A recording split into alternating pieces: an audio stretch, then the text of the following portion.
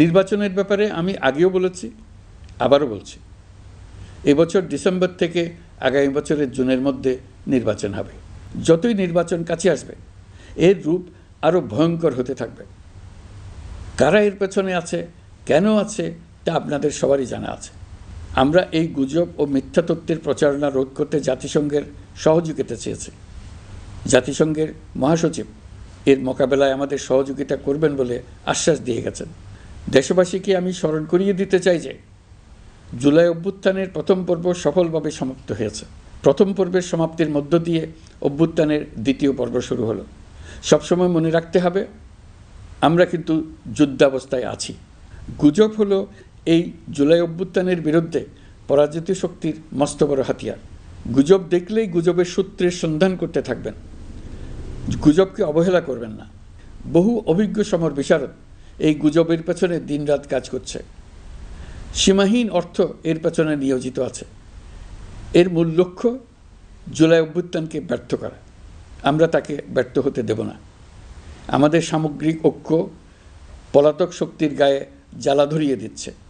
তারা এই ঐক্য ভাঙতে চায়। তাদের অভিনব কৌশল আপনি টেরই পাবেন না। আপনি বুঝতেই পারছেন না কখন তাদের খেলায় আপনি পুতুল হয়ে গেছেন। আমাদের সচেতনতা এবং সামগ্রিক ঐক্য দিয়েই এই গুজবকে রুখতে হবে। পলাতক অপশক্তির ষড়যন্ত্রকে ব্যর্থ করে দিতে হবে। প্রিয় দেশবাসী, আপনারা জানেন ইতিমধ্যে জাতীয় ঐকমত্য কমিশন তাদের কাজ শুরু করেছে। 6টি সংস্কার কমিশনের 166টি সুপারিশ ও পূর্ণাঙ্গ প্রতিবেদন সহ 38টি রাজনৈতিক দলের কাছে চিঠি দেওয়া হয়েছে। ইতিমধ্যে রাজনৈতিক দলগুলোর সঙ্গে বৈঠক শুরু হয়েছে। দেশের রাজনৈতিক দলগুলো খুবই ইতিবাচকভাবে সংস্কার কাজে সাড়া দিয়েছেন। তাদের মতামত তুলে ধরছেন। কোন রাজনৈতিক দল কোন কোন সংস্কার প্রস্তাবে একমত হয়েছেন, কোনটিতে দ্বিমত হয়েছেন, সেসব তারা জানাচ্ছেন।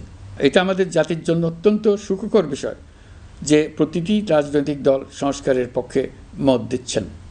ঐকমত্য কমিশনের মাধ্যমে সকল রাজনৈতিক দলের মতামত নেওয়ার কাজ এখন চলমান আছে। কমিশনের লক্ষ্য যে সকল বিষয়ে রাজনৈতিক দলগুলো একমত হবেন সেগুলো চিহ্নিত করা এবং তার একটা তালিকা প্রস্তুত করা। যে সকল দল এতে একমত হয়েছেন তাদের স্বাক্ষর নেওয়া। এই তালিকাটাই হবে জুলাই চার্টার বা জুলাই সনদ। আমাদের দায়িত্ব জাতির সামনে পুরো প্রক্রিয়াটা স্বচ্ছভাবে তুলে ধরা এবং প্রক্রিয়া শেষে নির্বাচনের আয়োজন করা। নির্বাচনের ব্যাপারে আমি আগেও বলেছি, আবারও বলছি, এবছর ডিসেম্বর থেকে আগামী বছরের জুনের মধ্যে নির্বাচন হবে। আমরা চাই আগামী নির্বাচনটি বাংলাদেশের ইতিহাসে সবচেয়ে অবাধ, সুষ্ঠু ও গ্রহণযোগ্য নির্বাচন হোক। এই জন্য নির্বাচন কমিশন সব ধরনের প্রস্তুতি নিতে শুরু করেছে। রাজনৈতিক দলগুলো ব্যাপক উৎসাহ উদ্দীপনায় নির্বাচনের জন্য তৈরি হতে শুরু করবে বলে আশা করছি।